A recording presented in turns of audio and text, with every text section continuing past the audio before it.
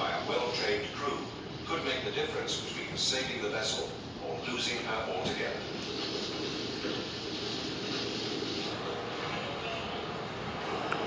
Coordinating the firefighting teams relies on command and control. This film concentrates on setting up the emergency organization and the command and control at the point of the fire emergency.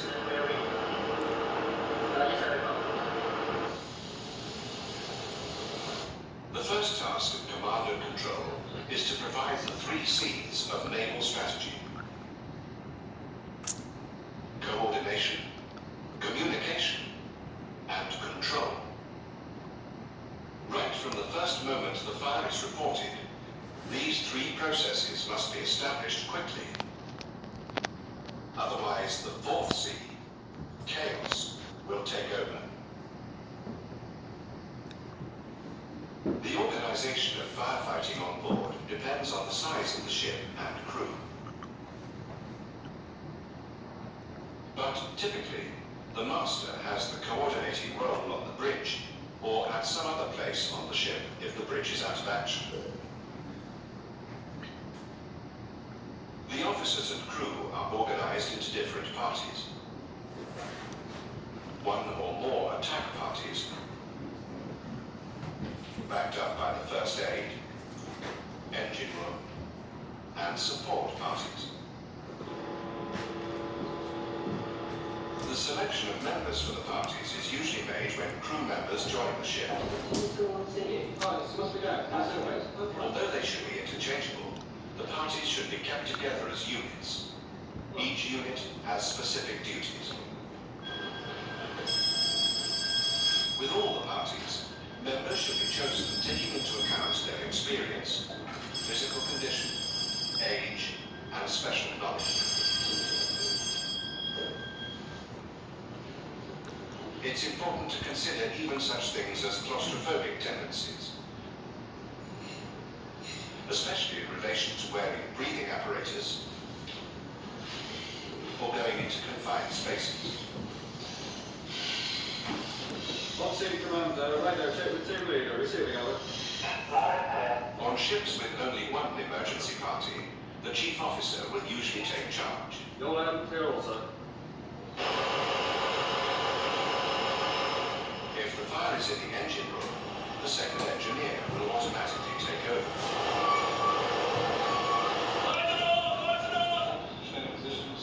Having formed the parties, the next task is to ensure they are fully trained.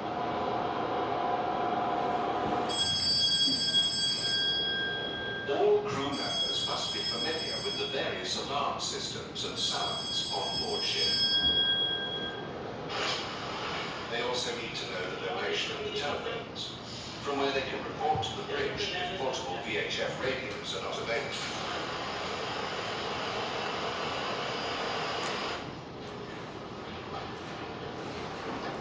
The crews must know where to muster, and the quickest route to the muster point.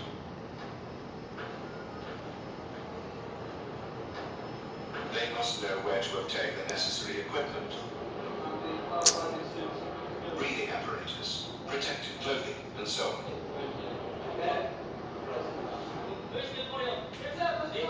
On mustering, a roll call is taken by the leader of the party.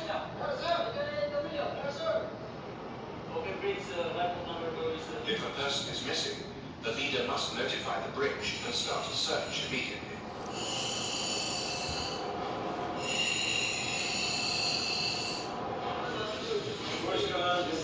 This emphasizes just how essential it is that all members of the crew muster quickly and have their names checked off promptly when the alarm is sounded.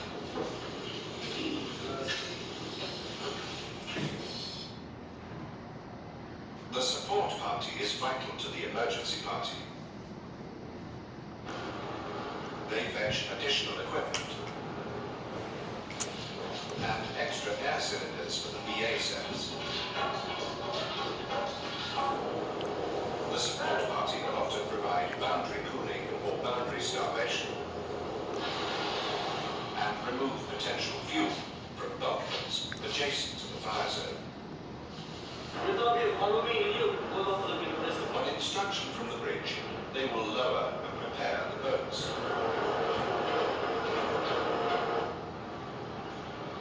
They bring up extra water and blankets, the lifeboat radio, VHF radios, SARS and EPIRB. They ensure that the plug is in position and check the engines. The muster point for the engine room party is in the engine control room. This team is responsible for maintaining power supplies, ensuring the main engine is available for maneuvering, stopping and starting machinery, and isolating affected electric circuits and equipment. They must check all pumps and make sure the emergency pump and generator are working properly.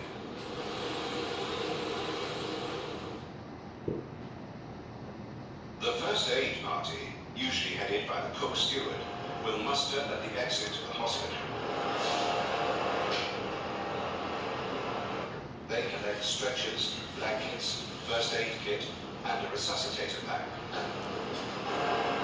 The resuscitator may be needed to help anyone overcome by smoke and fumes.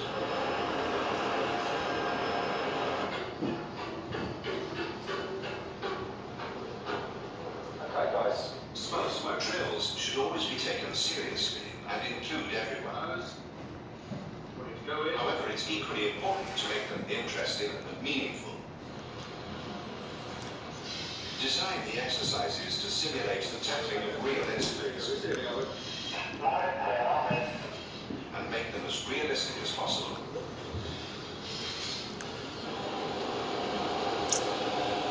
Some drills should cover training in the use and maintenance of equipment.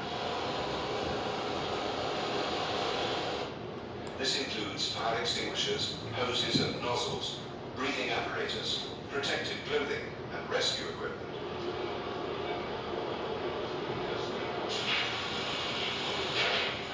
Take the opportunity to operate and test the watertight doors, vents, fire dampers, and similar devices.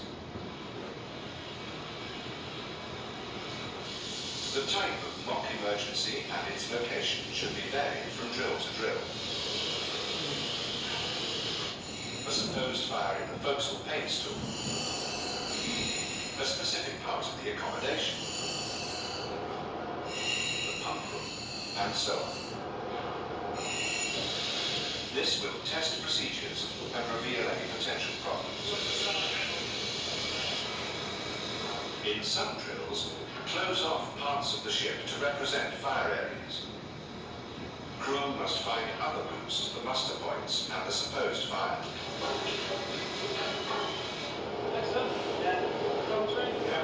The time taken from the sounding of the alarm to the mustering at stations should be noted. If possible, improve upon it from drill to drill. Test communications. Note any blind spots for radio contact and find alternative positions for transmitting.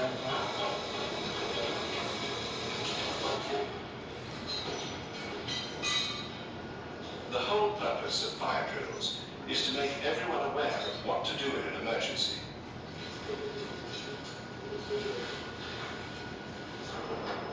The training helps people to work efficiently in teams.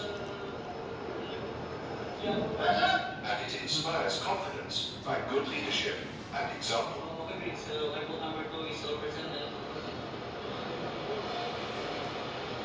After a drill involving a mock incident, it is an ISM requirement that officers and crew review the exercise in the light of the contingency plan.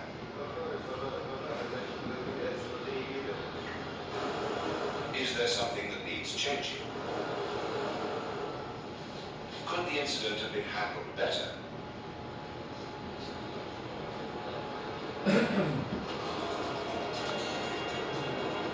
Having looked at the theory, let us follow a real incident from start to finish. This incident could happen on almost any ship. The procedures and problems would be similar. A steward comes out of a lift and finds the passage full of smoke. Fire! Fire! The smoke is coming from the laundry room. Is there anybody in there? Hearing no one, he shuts the door and sounds the alarm. Fire! Fire! Where? He tells another seaman that there is a fire. On the bridge, the alarm has been heard. The steward reports the fire. Yeah, it's a fire in the laundry on that bridge there.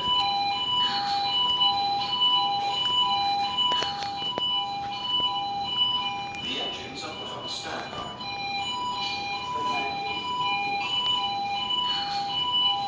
Attention. There's a fire in the lower bridge there. All crew must report immediately to their stations. Crews are mustering. Hoses are run out, whilst the breathing apparatus party don their equipment and go through their pre-entry safety checks. All the training and drills have been working towards getting men and the right equipment to the seat of the fire as quickly as possible. The leader of the first aid party reports that 2 men are missing from his party. The priority is to find these men and bring them out to safety.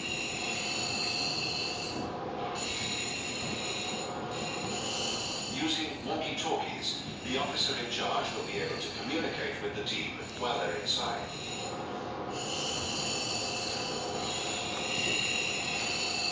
If this equipment is not available, then a good briefing is doubly important.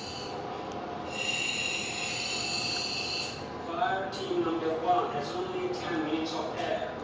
I repeat, 10 minutes remaining. The fire party leader informs the master that the BAT number 1 has 10 minutes of air left. Remember, this is only a guide. The actual time left will depend on how hard they're working, how much heat and humidity they've experienced, and the physiology and training of the men concerned. Control, this is 1. The chief officer discusses with the master whether there are any areas that could be boundary cooled or boundary starved, I agree. You should put the support team into boundary cooling. and any measures that may be taken to control the spread and removal of heat and smoke.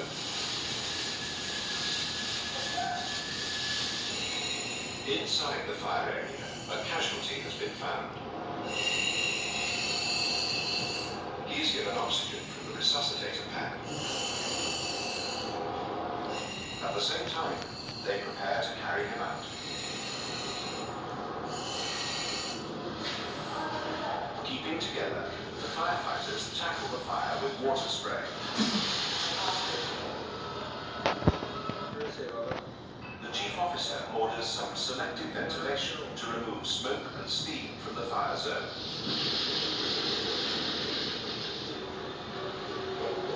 The support party brings up more BA cylinders. The rescue party find a second casualty. During a condition of panic, the casualty acted against his training.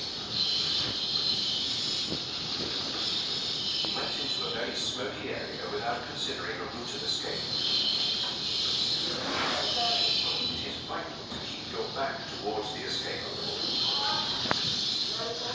Never get into a situation where the fire can come between you and your exit.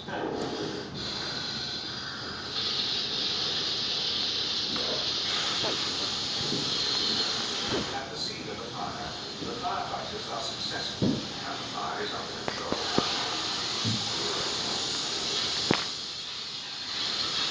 They check for any other possible danger spots, and then, as the air is running out, return to the core. A fire watcher is sent in to guard against the possibility of re-ignition. This check extends to all 6 sides of the fire zone. This includes areas that might have been endangered by secret fires spread through trunking, void spaces, or other routes. You'd like us to review Later, in the conference room, a review is held. The master calls together the leaders of the various parties to investigate the incident and review, re-evaluate, and refine procedures. serious matter. With that fire, clearly communication played an extremely important role. Communication is of the utmost importance to everyone in an incident, and that may well mean everyone on board. Yes, Captain, Soldier. Radio check. Communication should consist of rapid, precise transfer of information, Repeat. 10 minutes remaining. the identification of the source, in other words, who is speaking and from where. To avoid any misunderstanding, orders should be repeated back by the receiver. Walkie-talkies are versatile communication media, and modern sets are extremely efficient. Louis Silverton and we are ready. However, they should be kept charged and ready for action at all times. With some BA sets, communication is built into the helmet. Even so, always talk slowly and clearly. This is all the more important when using a walkie-talkie, as the listener may be in a noisy situation. Sometimes, it is better to have another person using the walkie-talkie at a location.